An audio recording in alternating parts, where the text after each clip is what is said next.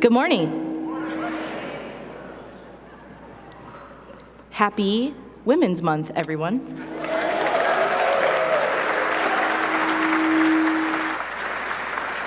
In St. Paul, it is Women's History Month every month.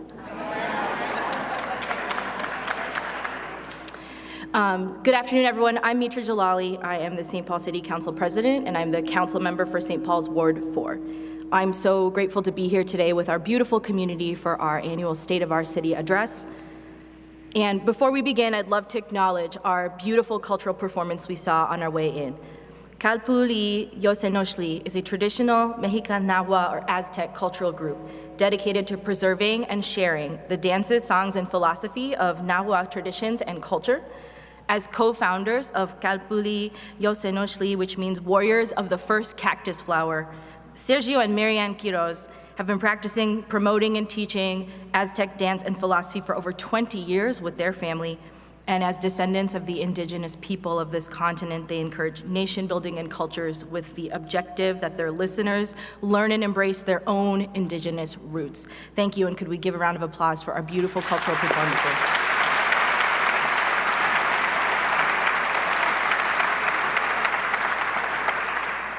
It's now my distinguished honor to welcome the St. Paul Police Department, who will present our flags, followed by the Pledge of Allegiance. So please rise and remain standing if you're able. And Honor Guard, please present the colors.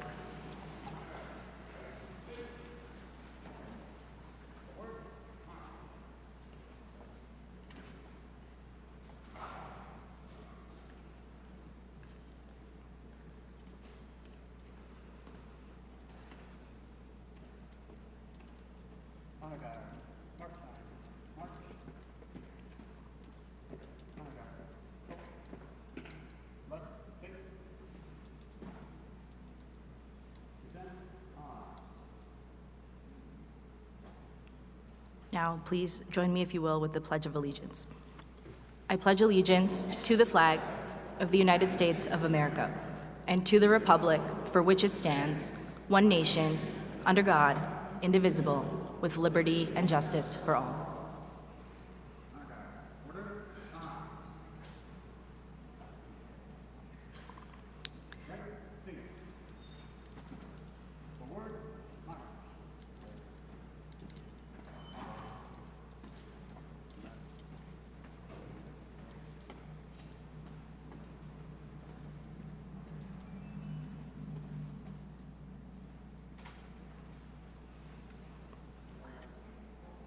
Thank you to our leaders in the Honor Guard and the St. Paul Police Department. I'm pleased to introduce two incredible community members, Pania Zhang and Monique Carol Blakey, to sing the national anthem and the Black national anthem. Pania Zhang is an internationally recognized Hmong American music artist and creative producer. Using her voice and platform, she has championed women's empowerment, self-love, and the pursuit of one's dream for nearly 2 decades. Singing the national anthem, The Star-Spangled Banner. Please welcome Pania Zhang.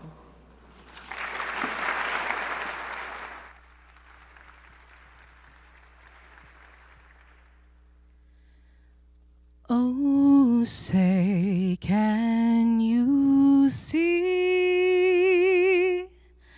by the dawn's early light what so proudly we hailed at the twilight's last gleaming, whose broad stripes and bright stars through the perilous fight o'er the ramparts we watched were so gallantly streaming, and the rocket's red glare, the bombs bursting in air,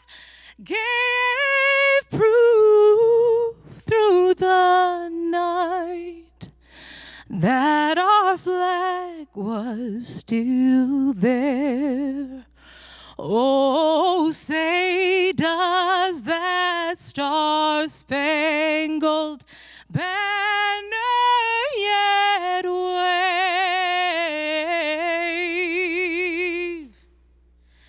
o'er the land of the free and the home of the brave?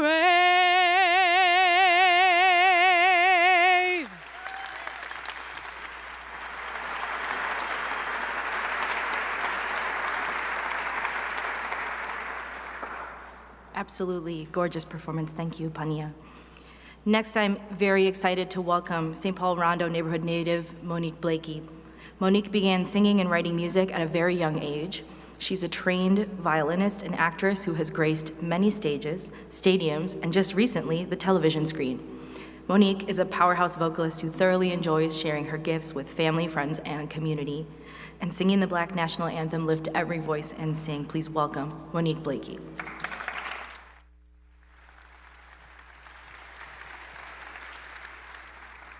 Lift every voice and sing till earth and heaven ring, ring with the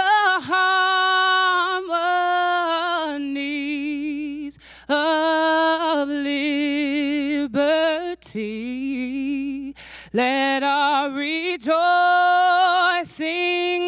rise high as the listening skies. Let it resound loud as the rolling sea. Sing a song full of the faith that the dark past has taught us. Sing a song full of the hope that the present has brought us. Facing the rising sun of a new day begun. Let us march on till victory is won. Let us march on till victory is won.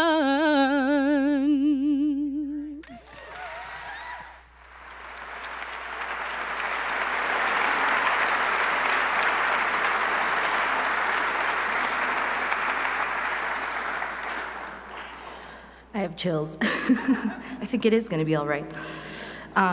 So let's give another round of applause to our color guard, Pania Zhong and Monique Blakey.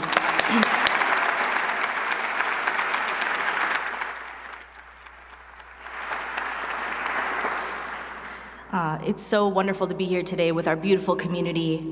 Every time that we do these, I'm reminded of the strong community we have in our city and our love for each other. Thank you for being here. I want to acknowledge my colleagues in the St. Paul City Council who are also here with me today. Last time I think we were all together, we were recognizing our historic inauguration, and since then have been hard at work. So I want to thank HRA Chair and Councilwoman Rebecca Naker, Council Vice President Wajan Kim, Sarah Jost, and Shaniqua Johnson, councilwomen who are also here with us today. Thank you for your partnership.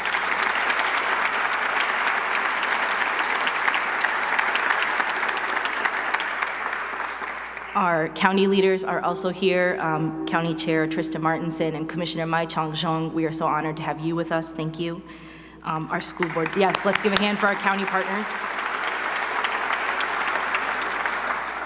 Our school board leaders, Carlo Franco and Yusef Carrillo. Thank you for being here, Directors Carrillo and Franco. From our legislative delegation, our esteemed and formidable Shiro Representative Maria Isa, thank you for being here today.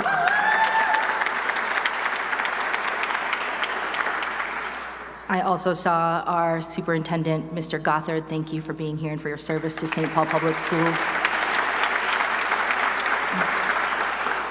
and our Met Counselor and my forever Commissioner, Tony Carter. Thank you for being here today.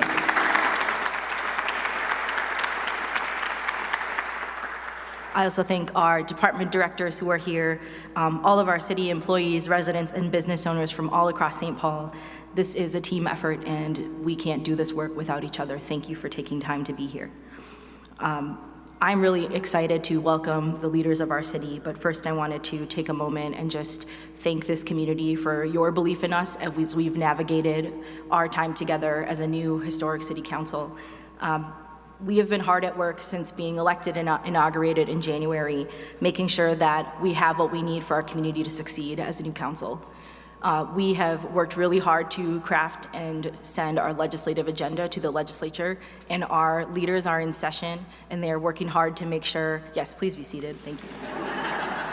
Standing room only for Mitra's remarks yet again. We have worked really hard to send a legislative agenda to our delegation who is working every single day in session. I want to thank you to our state representatives and senators for your long hours, your tireless nights, the work that gets done at 2 in the morning when we're all asleep so that we can wake up to a better St. Paul. We are deeply honored for your support. Thank you for ushering our legislative agenda through. We're so grateful.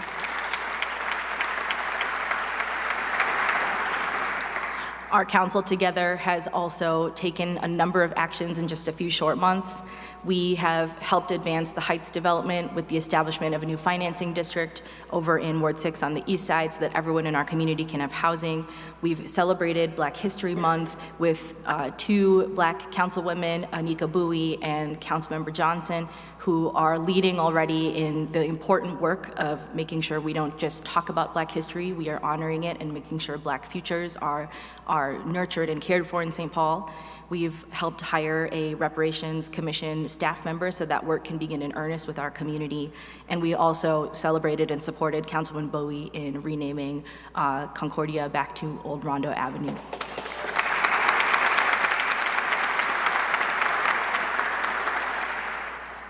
We also, it wouldn't be St. Paul without making sure we're working on our organized trash system. So just last week, we voted for and made some planned investments in solid waste collection vehicles so that our city can begin taking up part of this important service that's for public health and safety for our residents. And yes, let's go ahead and clap for that. Just last or a couple of weeks ago, we took the trust that St. Paul voters put in us to make record and historic investments in our streets and parks through a local sales tax, and we voted to approve over $45 million in funds of this first year of our new revenue source so that our streets and parks can have what they need for our residents to continue using them. This is a huge step years in the making, and we couldn't do that without everyone in this room. Thank you for the trust and support.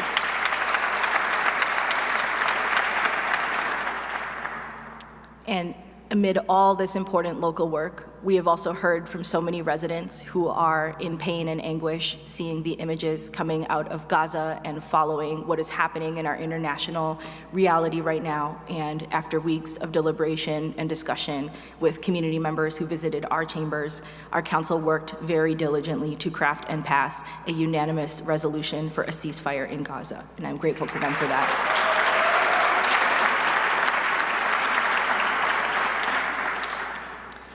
None of this would be possible without the partnership of our Mayor Melvin Carter, our hardworking department leaders, and frankly, everyone here in this room, from faith and community leaders to labor leaders, to our city staff and frontline employees, to our partners at the schools, county, and the state. So I want to say thank you on behalf of our council as someone who has been a part of this journey since 2018 when I was first elected.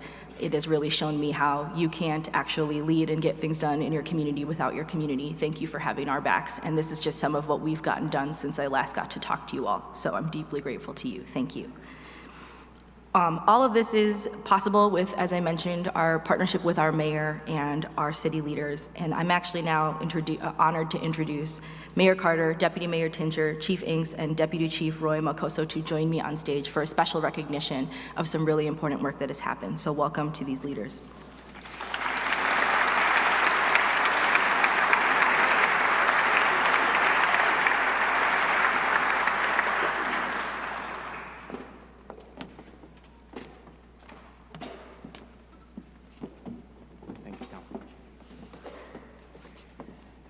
Appreciate you. Thank you, Council President Jalali, for sharing this opportunity with us. I want to start by just taking a moment to recognize the extraordinary valor and heroism exemplified by our St. Paul Fire Department. I want to thank you, Chief Inks and Deputy Chief Makoso, for being here with us. This winter, tragedy struck in our community. As many of us were celebrating the holidays, one of our families, and you hear me say this all the time, a city isn't a collection of buildings and streets, a city is a family of families. One of our families was hit by tragedy in one of the most profound ways possible.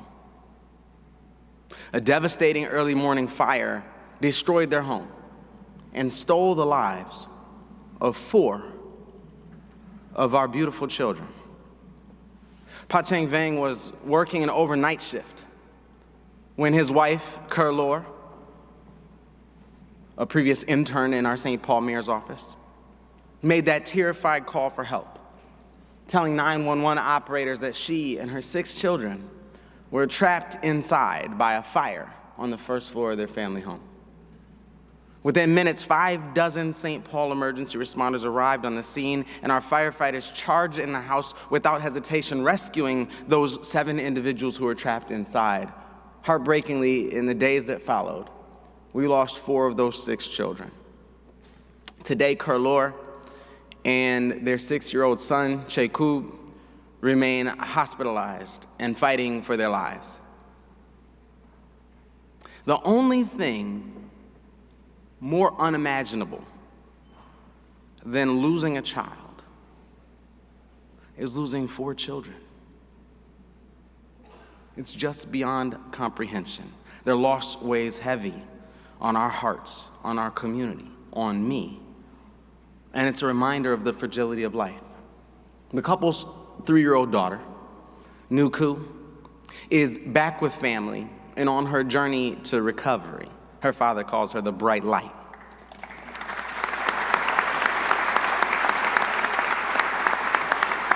It is only because of the swift and courageous actions of our St. Paul firefighters and emergency responders that the Vang family clings to hope.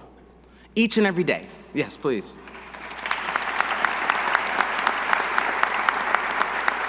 Each and every day, our firefighters and first responders epitomize the definition of public service by willingly placing the safety and well-being of us above their own. In your most vulnerable moments, your promise of protection is resolute. We thank you for being the guardians of our city, and today we honor the exceptional bravery and selflessness of the men and women of our St. Paul Fire Department. On your behalf, please.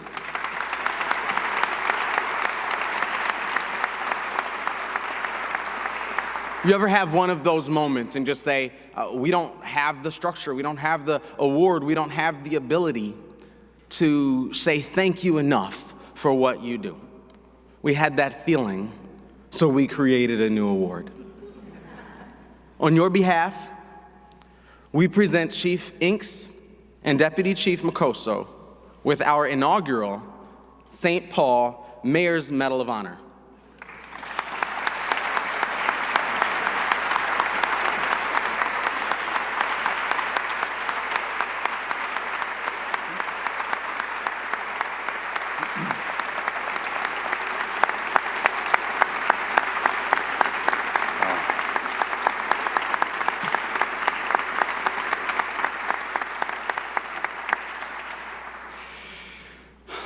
Wow, thank you. Thank you, Mayor Carter. Recognition for what we do in the fire service is something we do not seek, but however, it's something that is greatly appreciated, so thank you. I humbly accept this award on behalf of the St. Paul Fire Department, and particularly the 63 responders who responded to the tragic fire at 1245 Arkwright in the early hours of January 3rd.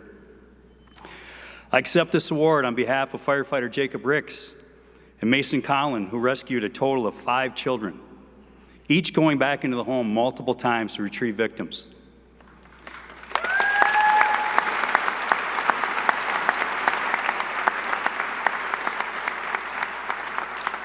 I accept this award on behalf of firefighter Joel Waters, who also rescued a child, Captain John Rule and firefighter Tim Helmquist, who worked together to rescue an adult victim. I accept this on behalf of the crew of Engine 17, who was the first to arrive on scene. FEO Thomas Zollinger safely got the crew of Engine 17 there in just 3 minutes and 17 seconds after the tones went off.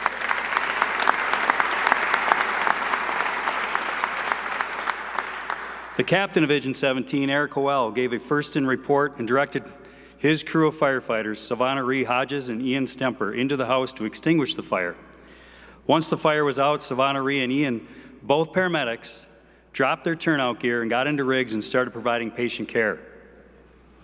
I'm accepting this award on behalf of the 6 medic companies who transported a total of 7 patients that evening.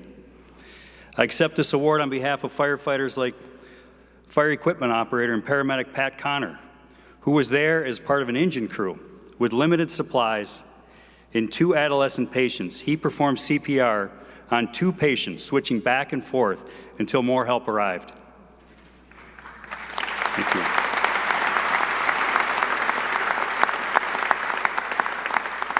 Firefighter paramedic Brian Tremaine responded on Engine 3 and initially started firefighting operations.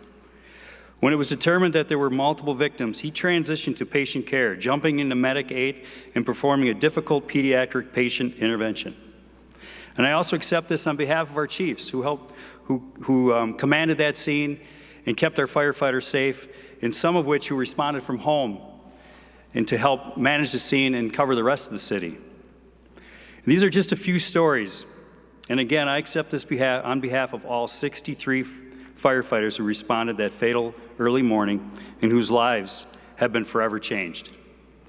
Thank you, Mr. Mayor, for recognizing the work our people do and always supporting public safety. Thank you.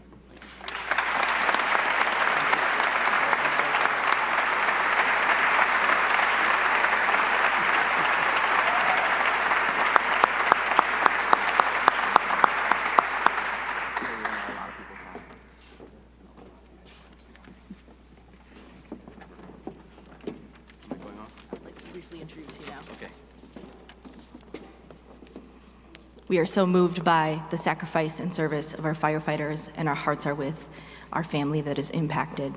Let us continue to carry them through that deeply painful, life-changing experience the way I know our city does. And now, I'd like to reintroduce our Mayor Melvin Carter, who's going to share his vision for the future of our city in partnership with all of us here today. Please welcome our Mayor Carter for the State of the City address.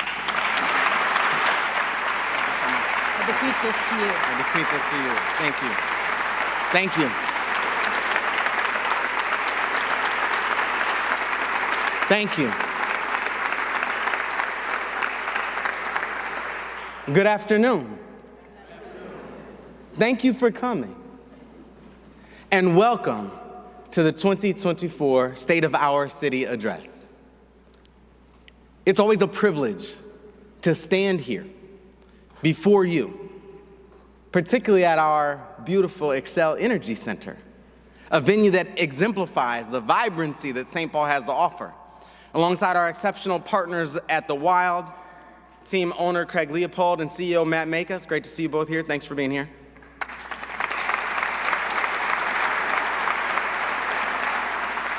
I'd like to thank our council president, Jalali. It's good to see you.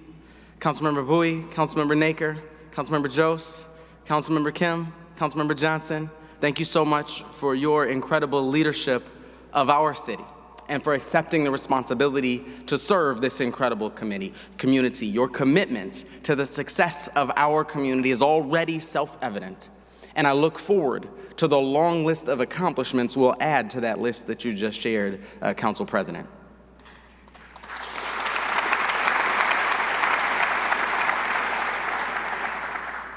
I have to extend my sincere gratitude to your deputy mayor and my deputy mayor, Jamie Tincher.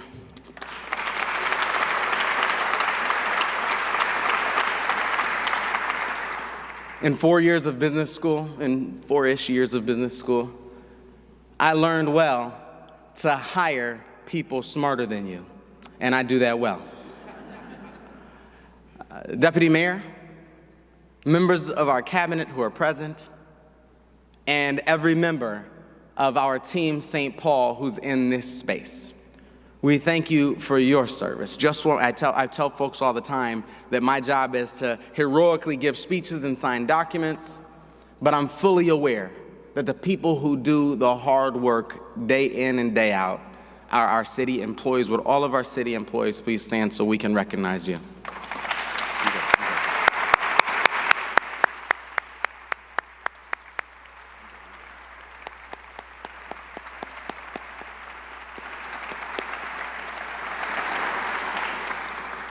And it would be deceptive for me to stand here and pretend to you that I stand here alone. It would be deceptive for me to fail to acknowledge the people who send me to City Hall, who send me into this community, who send me out of the door and welcome me back in the door with strength every single day, starting with my First Lady, Dr. Sakina Futrell Carter.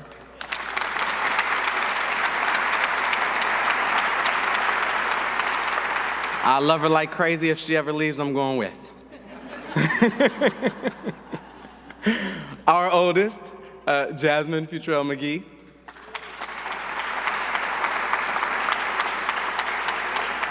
My parents, Met Council Commissioner Tony Carter and retired St. Paul Police Sergeant Melvin Carter.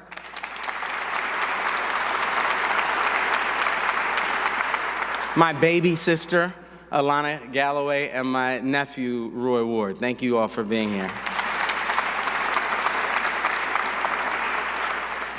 Your wisdom and unending support fuels my spirit and pushes me forward in this critical work. I also want to extend warm wishes to our neighbors and those in attendance today observing Ramadan, which began at sundown yesterday. To our Muslim brothers and sisters, may this time of fasting, reflection, and prayer bring you and your family in closer connection with your faith and provide you peace and renewal for the year ahead. And finally, I'd like to recognize our outstanding partners at the St. Paul Public Schools. Superintendent Joe Gothard and District Administration, School Board Chair Hala Henderson, our entire school board, St. Paul Federation of Educators President Leah Van Dasser, and all our union members and organizers, and most importantly, our St. Paul school teachers and students. Your spirit of collaboration and passion for our youth is unwavering.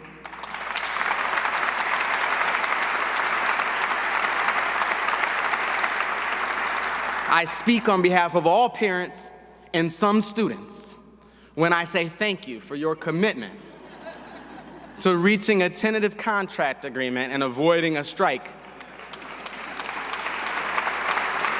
Some students. As a mayor, as a St. Paul Public Schools alumni, and as a parent, I am grateful for your efforts toward a resolution that keeps our scholars on task and honors the immense talents of our educators. Superintendent Gothard, St. Paul is in a better position because of your leadership.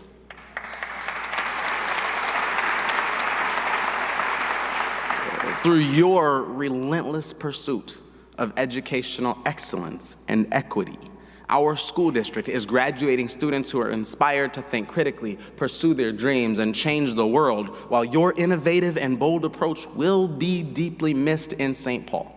We wish you well and congratulate you on the opportunity to return to the place where it all began and take the leadership of your home district in Madison. Thank you very much.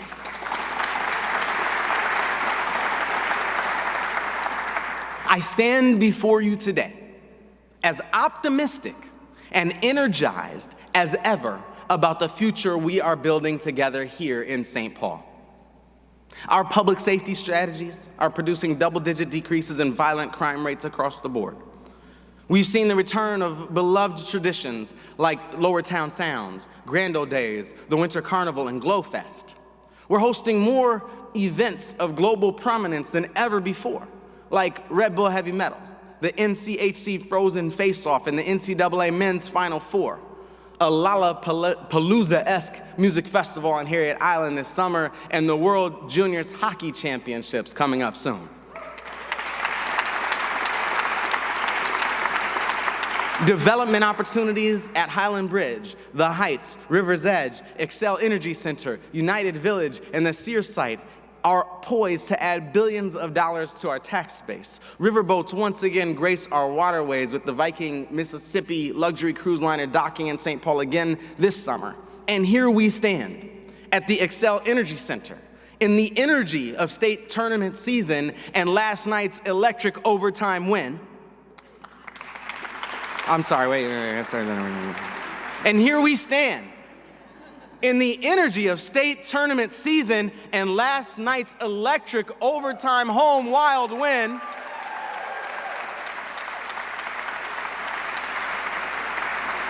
And by the way, I don't know if you heard this or not, but we also elected an all-woman city council.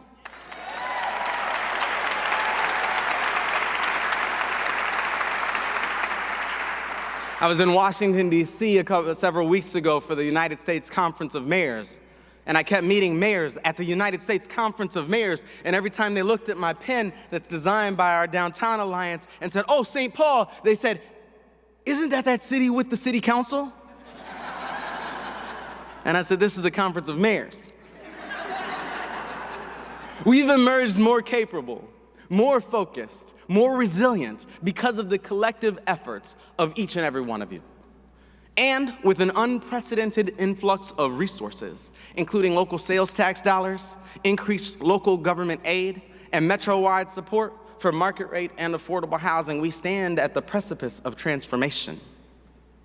St. Paul stands poised to capitalize on a new era of growth and opportunity in what will certainly go down as one of the most prolific periods of economic expansion in city history.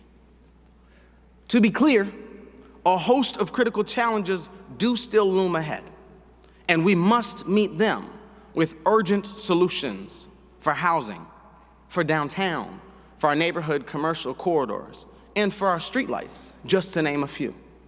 We will. My enthusiasm today isn't due to a lack of challenges, but because I've never been more confident in our St. Paul, our greater St. Paul team, nor in our ability to actually work together as a team than I am today. Now is our moment to go all in, to double down on the big bets we're making on our children, our residents, our workers, our businesses, our innovators, and affirm our commitment to moving St. Paul forward. Our shared prosperity demands a comprehensive, coordinated, and evidence-based approach to advance each of the complex challenges and opportunities ahead. Our first mission, offering safe spaces for families and businesses to thrive, lays the foundation upon which every other ambition must be built. As we've already discussed, we are fortunate to be watched over day and night by one of the most capable teams of first responders on the planet.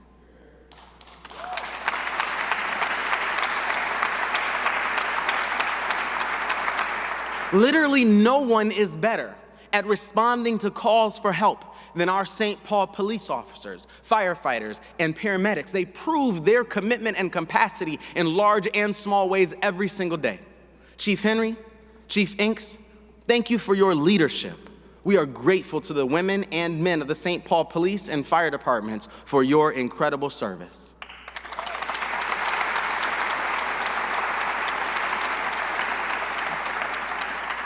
Emergency response is a necessary and sacred part of our comprehensive public safety framework. And yet, as our last line of defense, our first responders deserve to know that we don't expect them to do it all alone. It takes all of us. That's why we built our Community First Public Safety Framework, guided by years of public engagement. Our framework offers a roadmap for an all-in public safety plan that we are literally all in. We've evolved beyond a response-only mindset to a two-pronged approach that balances optimal emergency and crisis responses with targeted interventions to reduce the chances a crime will occur in the first place. Our work is making a difference. While every city in America, including St. Paul, experienced increased crime in the wake of the global COVID pandemic, our public safety strategies have produced double-digit reductions over the past year in nearly every category of violent crime, including homicides, shots fired, and aggravated assaults.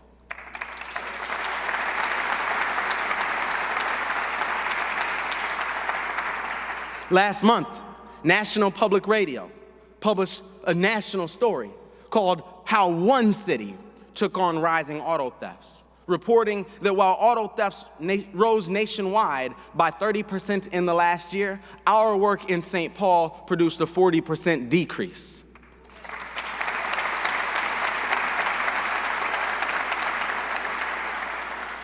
The story, of course, cited the incredible work of our St. Paul Police Department, but also the positive outlets we offer for youth, like free after-school sports and after-school programming, rides to school, and mental health appointments as strategies that are making a difference, and concluded that in comparison to the dozens of cities they examined, and I quote, St. Paul remains an outlier.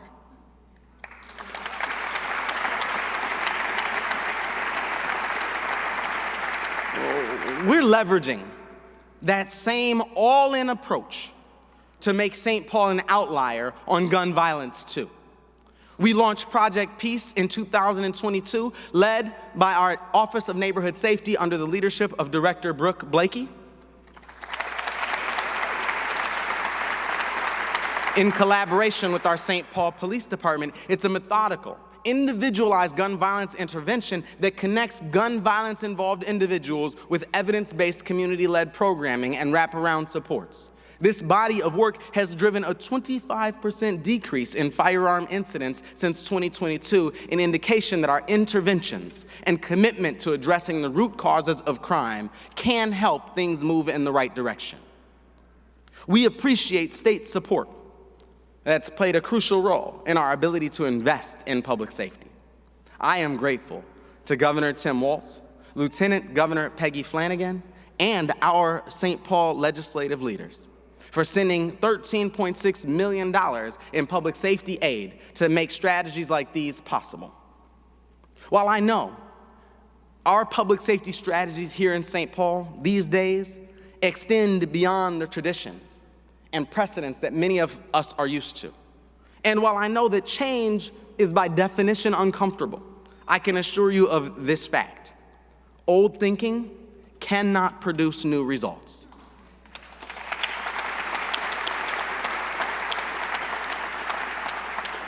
My work is built on the question why. Every day, I look forward to asking somebody in this city, why are you raising your children here? Why did you start your business here? Why did you plant your career here? What dreams are you cultivating in this community? Your responses to those questions always inspire me. The magnitude of dreams we collectively cultivate in this city always astounds me. That's why every cabinet appointment I've made has been made through a community hiring process. That's why we've invited you to participate in those community hiring panels we've employed to appoint every member of our cabinet, the community budget games we've hosted to seek insight on every budget we've proposed to the city council, and the robust and extensive public engagement process we've employed to form every major policy we've advanced, from raising the minimum wage to crafting that community-first public safety framework we just discussed. The urgency that our residents, workers, and business leaders feel every day must translate into urgency in how we lead in City Hall. At a time when children and families across the world feel as vulnerable ever, to paraphrase our late Senator Paul Wellstone, our local politics must always stay focused on the improvement of people's lives. That's the goal. The practical, everyday improvement of people's lives. Raising the minimum wage, starting every child born in our city with $50 in a college savings account, piloting guaranteed income, facilitating wealth creation through home ownership, helping frontline workers pool their money to buy the business, offering fine-free libraries and free youth sports, and yes, erasing over $110 million in our residents' medical debt are just a few of the ways we set out to improve our community's lives.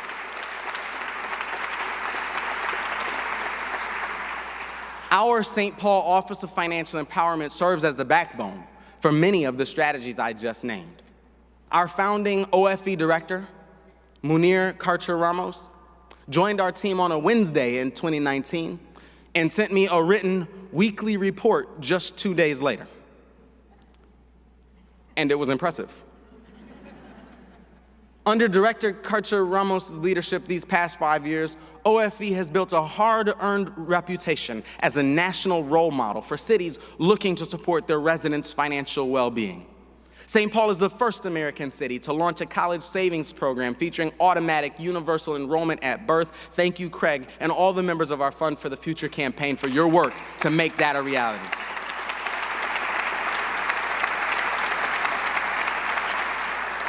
St. Paul is the first American city to pilot guaranteed income using public funds. We've delivered millions in unconditional monthly payments to families with young children and paved the way for 6 communities across the country to follow through our national Mayors for a Guaranteed Income network.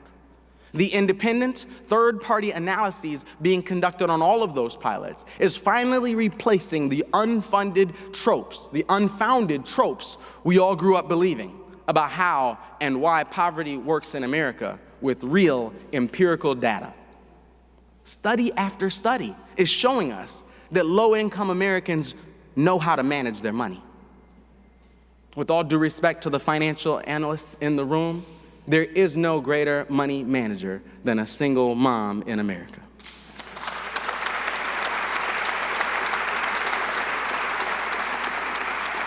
More than 90% of the dollars distributed through our pilots is spent on necessities like rent, food, and clothes.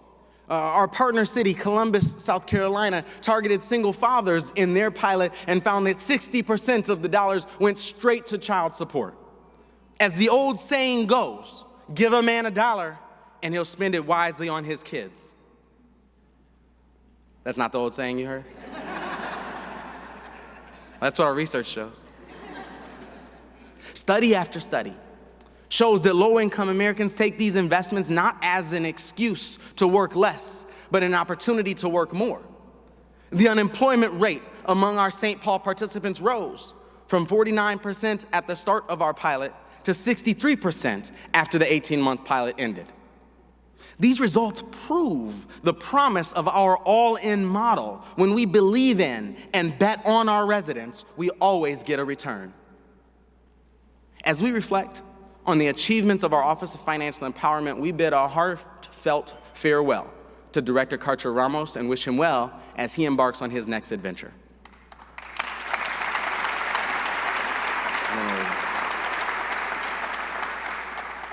And we thank Ikram Khaliso, our founding program manager for College Bound St. Paul, for agreeing to step forward as interim director while we conduct a community hiring process to select a permanent leader.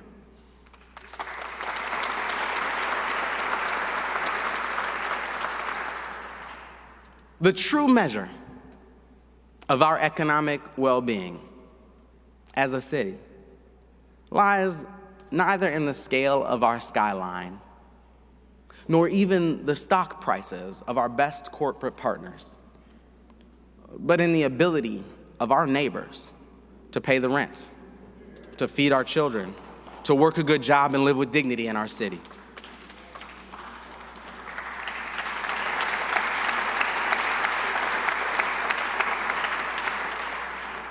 We must be thoughtful in our approach to housing investments and policies to ensure secure and stable residences. And we must appreciate that climate action is no longer a distant concern. It intertwines with our daily lives, affecting our streets, our food supply, and even our ability to commute during erratic winter weather we've experienced these past 2 years. As we think about the future, we must constantly be willing to question whether our current approach to all of these challenges is aligned with the challenges we anticipate in the future. This is our chance. This is our opportunity to go all in, to invest wisely, and steer St. Paul toward a future that reflects the strength of the hand we have to play. I believe that the road to the vibrant, thriving future we all desire pledges no allegiance to the boundaries of our comfort zone. We cannot improve and stay the same at the same time. We have to choose. That concept, the choice between a new future versus an old or familiar path, was at the heart of this address last year too. In the wake of last year's historic winter, which battered our streets, sidewalks, and bikeways, we together faced a billion-dollar choice: continue decades of disinvestment and disrepair, or invest together now for a more vibrant future. To me, it was a simple question. Should we ignore common sense and keep our streets on a 124-year replacement cycle, knowing their average lifespan is only 60 years? Or should we leverage our common sense, one penny at a time, to fund a billion-dollar historic investment in our citywide infrastructure, parks, and public buildings? Our St. Paul legislative delegation were invaluable partners in carrying forward our drive for long-term predictable funding to improve our streets, parks, and recreation facilities. I want to extend my heartfelt gratitude to Senator Sandy Pappas, Representative Athena Hollins, and our entire St. Paul legislative delegation for carrying our common sense sales tax proposal through the state legislative approval process.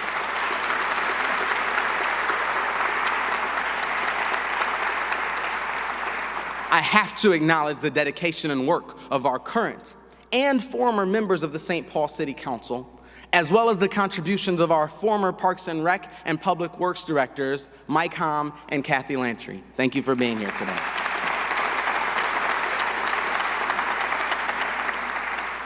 And I am forever grateful for the countless St. Paul workers and students, faith leaders, and CEOs, frustrated drivers, hopeful cyclists, and everyday neighbors who stood together to answer last year's ballot question with the resounding yes to the future of our city. Your overwhelming authorization is a testament to the common sense understanding that investing in the core infrastructure of our streets and parks is both a necessity and a shared responsibility for residents, workers, and visitors alike. With collection on our citywide sales tax beginning on April 1st, we are wasting no time laying the groundwork to transform our infrastructure, enhance our public spaces, and create job opportunities for St. Paul residents. We'll breathe new life into our park system, revitalizing fields, play areas, courts, parking lots, trails, water features, and sidewalks using a significant portion of these sales tax dollars. I keep joking with Parks and Rec Director Andy Rodriguez that he's gonna be the Oprah Winfrey of parks. You get a park, you get a park, you get a park.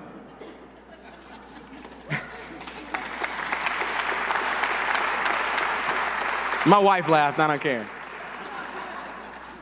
Recognizing the importance of safeguarding the longevity and functionality of our community spaces, we're directing additional funds toward critical deferred capital maintenance needs. This includes essential upgrades to HVAC systems, roofs, doors, windows, gyms, and lighting at various park buildings and facilities. A transformative investment is earmarked for the first phase of converting our heating system inside the primate building at Como Park Zoo and Conservatory from natural gas to geothermal energy. We're excited about that. This sustainable initiative aligns with our commitment to environmental stewardship, reducing our ecological footprint while ensuring the long-term resilience and efficiency of this beloved community landmark. We're dedicating a portion of these funds to our downtown parks in a bid to enhance the vibrancy of our city center. These improvements will make our urban oases more inviting, engaging, and reflective of the dynamic spirit of our city. As we look to the future, sales tax dollars will also advance design work for key projects, including the River Learning Center, River Balcony, and the development of parks and green space at Hillcrest. Finally, we'll allocate major funding toward functionality and aesthetics improvements along our iconic Grand Avenue corridor, including the Grand Avenue Snelling to Fairview project, Grand at Fairview Signal project, and the Grand and Snelling intersection improvement project. Through these investments, we will create a more accessible and vibrant Grand Avenue community that will help our community thrive.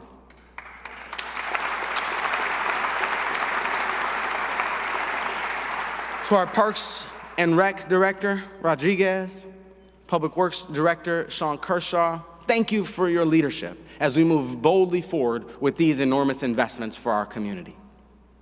One common refrain from critics of our common sense proposal over the last year was that rhetorical question: why use these resources to fund new infrastructure when we still have years of catch-up to maintain what we already have? The answer is clear. Simply spending the next 20 years trading old concrete for new concrete in all the same places we laid roads 100 years ago would position our city for a vibrant and prosperous 1925.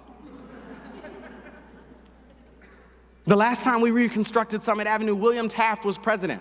Our city's population was two-thirds our current size, and American car ownership stood at less than 3%. Rebuilding our streets isn't enough. Our common sense plan offers the opportunity to rethink them for the next generation. By necessity, that means designing our infrastructure and everything else we do to withstand and adapt to the impacts of climate crisis while facilitating our continued reduction of fossil gas emissions from buildings and transportation.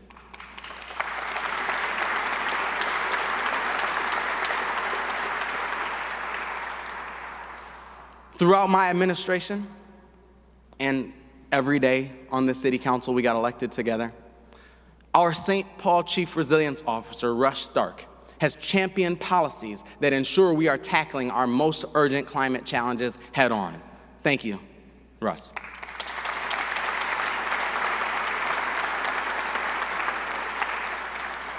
Along with our Climate Justice Advisory Board, co-chaired by Alice Wagner-Hemstad and Dominique Diadagio-Cash, we are well-positioned to continue realizing a more resilient city. Right-sizing our streets, expanding our network of low and no-carbon transportation options, and boosting the energy efficiency of city-owned building is only the beginning of our next chapter on climate. We are already leading the way with geothermal heating and cooling systems in progress at Como Zoo and our new North End Community Center.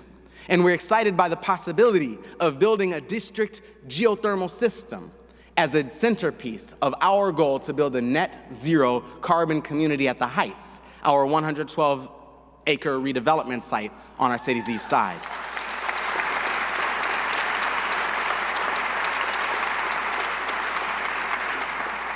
Two buildings at our Highland Bridge development recently received LEED certifications, and the Heights development, led by the St. Paul Port Authority President and CEO Todd Hurley, has been pre-certified as LEED for Communities Platinum, the first such delegation in Minnesota.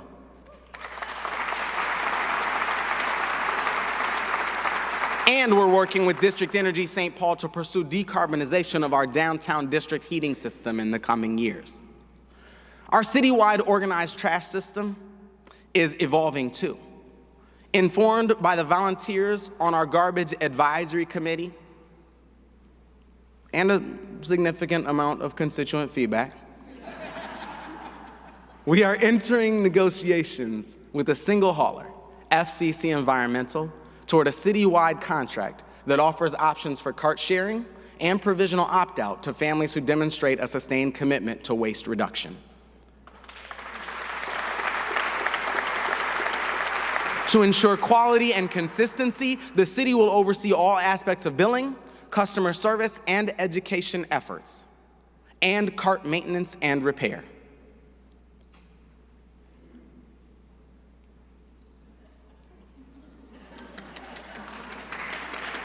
I learned the word slow from Regina, from Dr. Regina. Finally, to increase our system-wide flexibility, our city council has approved the purchase of 5 garbage trucks, which we will use to directly service up to 10% of our citywide routes. That really excites me. With these changes, we aspire to enhance efficiency, reduce environmental impact, and provide a more equitable service, aligning with our sustainability goals. In keeping with our administration's core values of resilience and innovation, our street maintenance crews are currently preparing a new, overhauled snow management strategy, a rotating, one-sided winter parking cycle. I haven't told you about it yet. Which holds the potential to offer better service to residential streets, increase predictability for staffing and budgeting purposes, and reduce salt usage all at the same time.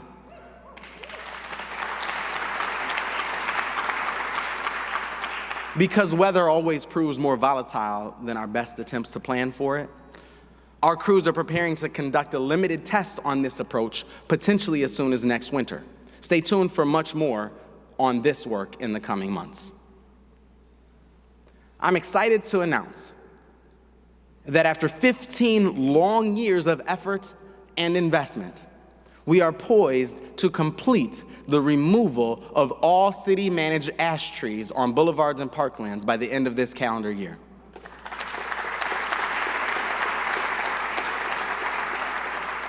As awestruck as I am by our forestry crew's work to get us to this point, we are still a far cry from entirely eliminating the nuisance of emerald ash borer from our city. The need for homeowners to remove ash trees before they become a hazard is every bit as urgent as it is expensive.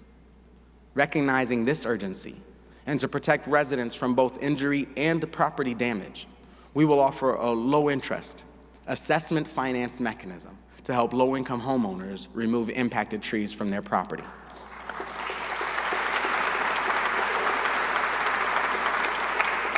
To be clear, our goal isn't to remove trees, but to replace the monocultural urban forest of our past with a more diverse, more resilient, repopulated urban forest.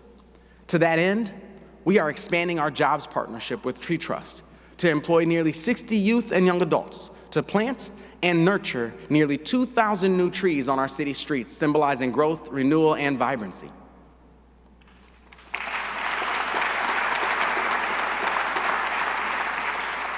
I always complain about the traditional models of city building that we've inherited that center on newness. They're all about erecting new structures, recruiting new businesses, and attracting new workers to our city. Those are important goals, and we work hard to welcome those who find their way to this incredible city from somewhere else. But equating success with newness can make us miss obvious opportunities to cultivate and grow the under-realized human potential that already flows in all of our neighborhoods. So let's flip the script and hone our ability to not only recruit new talent, but to create new opportunities for our current residents to grow, work, and thrive as contributing members of our local economy.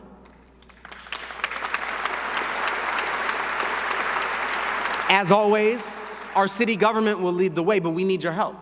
We have committed to hosting Right Track youth interns in every city department, including our city council offices. But that's not enough. Right Track has seen a historic number of youth applicants this year, an accomplishment that becomes a lot less exciting if it ends up only meaning we have to turn more young people away. To our private, public, and nonprofit leaders of this city, I issued this challenge. Let's work together, starting today, to be a community prepared to offer a job to every young person who wants one.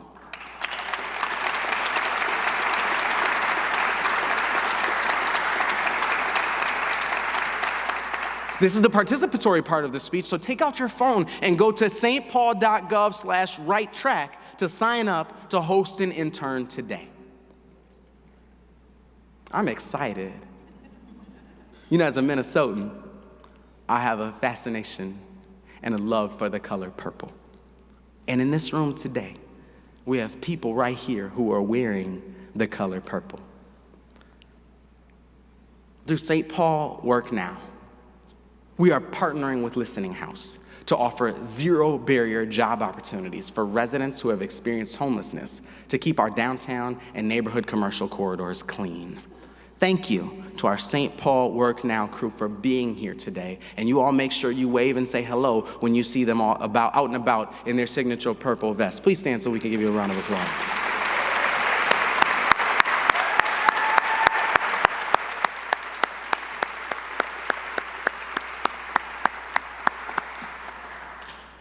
I say every day that our challenge is to make sure that every resource at our disposal that we are leveraging for the benefit of our residents and businesses. That starts with our payroll. It starts with city hiring. To ensure city employment is within our residents' reach, I have directed our Human Resources Department Director Tony Newborn, who's here somewhere. I don't see it. There's Tony Newborn. It's good to see you. To eliminate degree requirements for 90% of city job titles, hire a local recruiter, and work with our departments across the city to advance more accessible workforce pathways, like the ones we've already built, to invite residents to earn a paycheck from the city while earning the credentials they need to become our next generation of EMTs, water utility workers, vehicle technicians, foresters, and commercial drivers.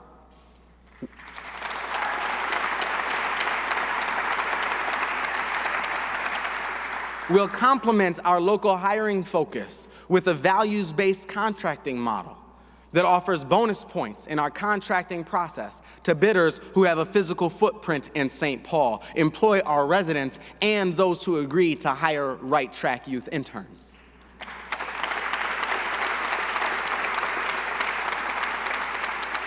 To be clear, we will certainly be employing values-based contracting with regard to contracts related to common sense projects. $1 billion in road construction and park construction projects is $1 billion in economic opportunity for someone. Our task is to ensure our residents have every advantage to successfully compete for those opportunities.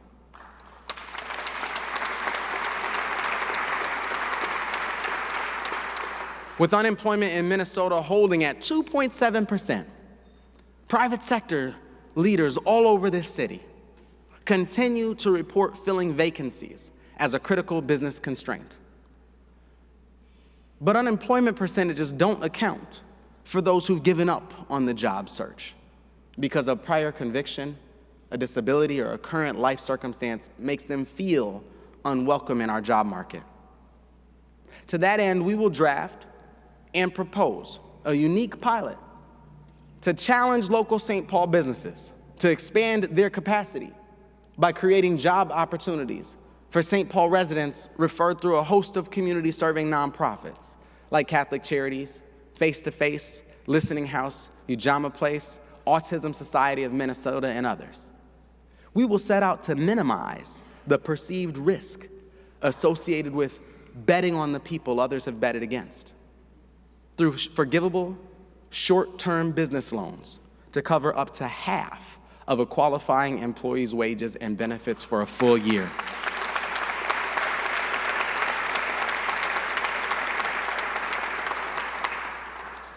I want to thank all the members of those nonprofits I just discussed, and I also see members of several of our St. Paul business coalitions that we've discussed this with over the last couple of weeks. If you're one of those folks, Chad, I see you, Gene, I see you. Just wave your hand so we can give you a round of applause, would you please? Paris, I see you. Thank you for being here. One urgent challenge facing every major city today is the future of our downtowns. Changing work patterns have translated into half-full office buildings and greatly reduced daytime customers for downtown shops and restaurants.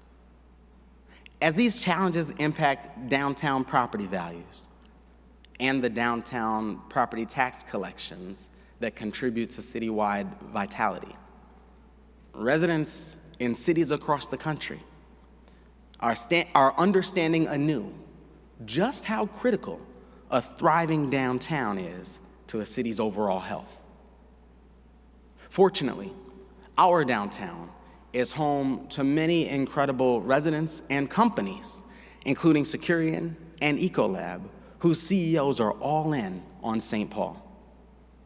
Chris Hilger and Christoph Beck, thank you for your ongoing investment in the prosperity of our community, for your bold leadership, for your commitment to our city, and for partnering to co-chair our St. Paul Downtown Alliance.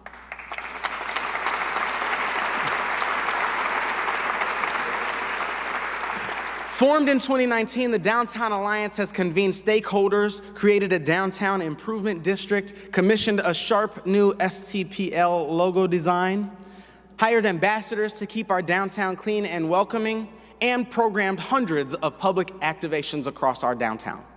I could not imagine enduring these past 4 years in the wake of the COVID-19 pandemic without the Downtown Alliance as a partner. Thank you, Joe Spencer, for your leadership, and Emma Burns. Most recently, the Downtown Alliance led an extensive year-long process to craft a new downtown investment strategy. Steeped in research, market analysis, and public engagement, they recommend 3 key priorities where coordination across sectors can bolster our efforts to add density and vitality downtown. First, implement an office to residential conversion program. Working with our Housing and Redevelopment Authority Chair, Rebecca Naker, we're developing an office to residential conversion program to increase density, support our downtown businesses, and make our commercial office market more competitive. Thank you for your leadership as we work to streamline city processes and identify funding sources to support this key strategy downtown. Second, increase investments in pedestrian-oriented street improvements, because how our downtown looks and feels is important. We've started this work already. You may have noticed some dust in our downtown streets over the past couple of years.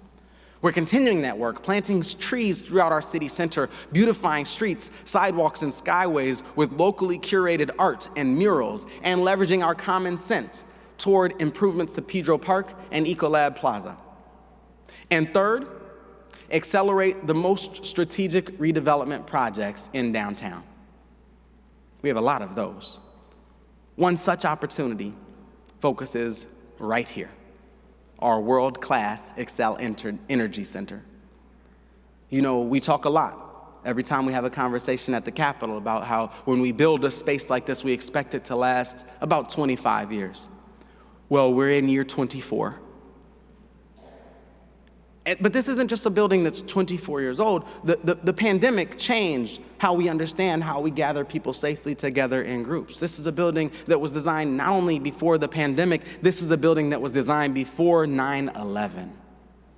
So it's 2 generations old with respect to our common understandings of how we gather safely in groups.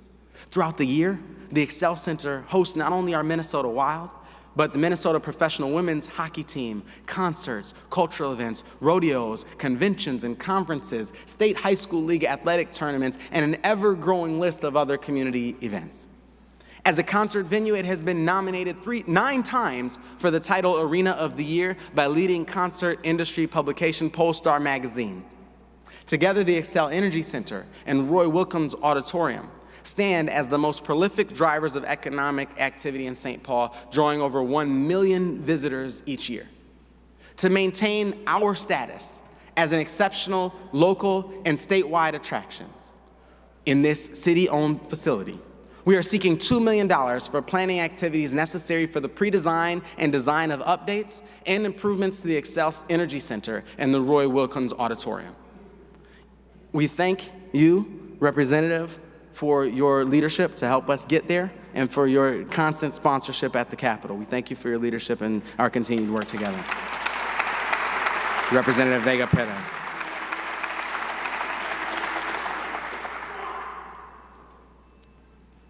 Somebody's excited. Each year, nearly 20% of visitors travel more than 100 miles to attend events at these 2 venues. In 2022, they jointly hosted 332 events, drawing a total of 1.8 million attendees. The arena complex currently generates $383 million in statewide spending, including lodging, meals, transportation, and other goods and services. A renovated arena is anticipated to boost statewide spending to an estimated $493 million, with the renovation project creating approximately 2,300 jobs.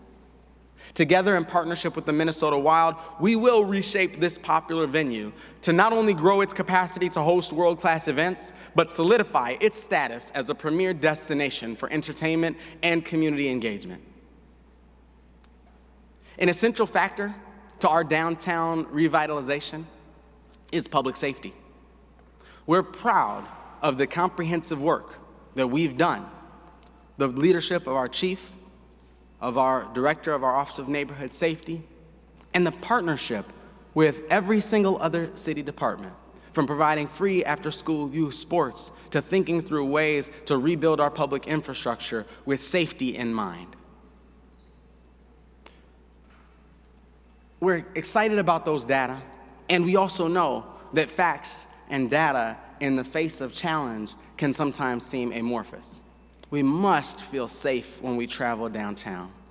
We're excited for the opportunity that our vibrant strategy, we're excited for the opportunity that our downtown investment strategy holds to help us increase the energy, to increase the vitality, to increase the number of people who come together to enjoy our downtown together.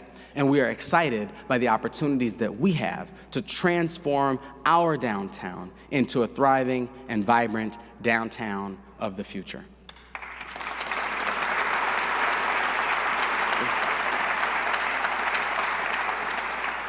We hear from residents and businesses all the time that their sense of safety is affected by our unsheltered neighbors and the accompanying encampments. None of us want to see our vulnerable residents in encampments. And we understand that the encampment itself is not the problem, but a symptom of a greater challenge we face in ensuring no one is ever forced to live outside. We're facing that challenge head on. Our Homeless Assistance Response Team, our HEART team, is one of our dedicated optimal response teams, born from community engagement around public safety. The goal of our HEART team is simple: to end unsheltered homelessness in the city of St. Paul.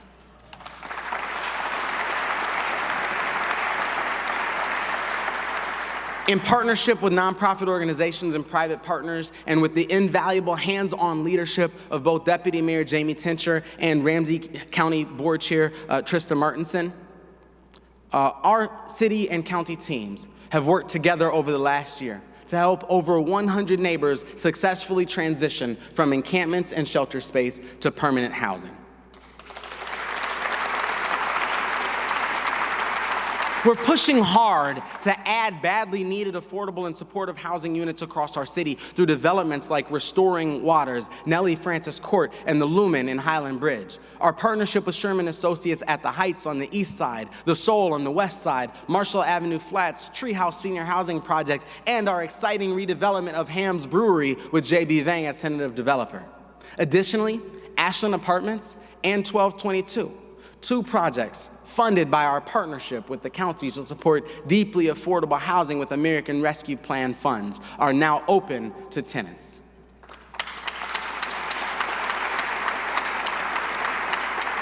I'm excited to announce that having provided nearly $2.5 million in down payment and home renovation assistance to St. Paul homeowners since the beginning of 2023, we have met our goal to deplete the funds our Housing and Redevelopment Authority have invested into our Affordable Housing Trust Fund for those purposes. We're committed to sustaining those programs designed to facilitate wealth creation through home ownership, and will ask the HRA to utilize the new Metro-wide sales tax to commit $1 million a year in annual funding to down payment assistance like the Inheritance Fund on an ongoing basis.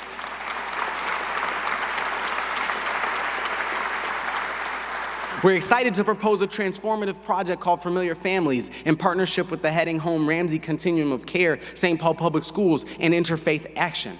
Familiar Families is designed to support families with children who face persistent challenges in traditional shelter settings, prioritizing those who have experienced homelessness for a period of 4 years or more, and with a history of previous restrictions from shelters.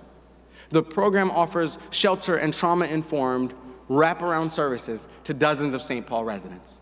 I want to personally thank Dr. Eric Jolly, President and CEO of the St. Paul and Minnesota Foundation, and Alfonso Winker, Vice President of Community Impact, for stepping forward with a $250,000 commitment to support this work in the coming year.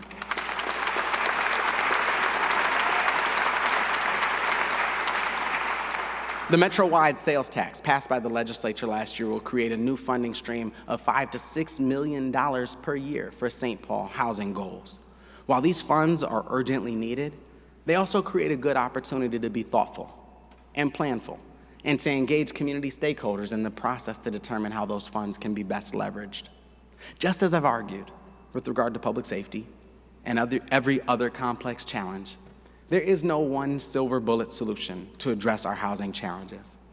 The answer lies not in finding the one right policy or investment, but in determining the right portfolio to move our housing goals forward. Our Community First framework is impactful because of the over 2,000 St. Paul community members who stepped up to build it together. We will invite our community housing stakeholders again over the coming year to build an all-in housing framework, one that can hold our goals for supporting unsheltered residents, protecting renters, facilitating ownership opportunities, constructing new housing, and rehabilitating our existing stock as all part of the same grand puzzle. We've been hard at work, placing every bet that we can, going all in on our children, all in on our families, all in on our neighbors, all in on our residents. This all-in framework is one that excites me. It's ultimately at the core the answer to 3 questions. It's the answer first to the question of who's in the circle of benefit when we make policy and resource decisions at City Hall. We're all in. It's an answer to the question, who gets to be in the room where it happens when we make critical decisions that impact our future? We're all in. And it's an answer to the question about our understanding of the urgency of the moment and our willingness to invest for the future. We are all in. We've been placing big bets on the incredible potential that exists within our young people, our families, our workers. And I stand before you today with a profound sense of optimism and excitement for the future of our city. The stakes are high, but our determination to create a city where every resident can thrive is even higher. As we stand on the cusp of a new beginning for St. Paul, we'll remember that our greatest asset is the strength of our unity. Together, we will build a city that not only meets the needs of today, but paves the way for a brighter, more inclusive tomorrow. Thank you very much.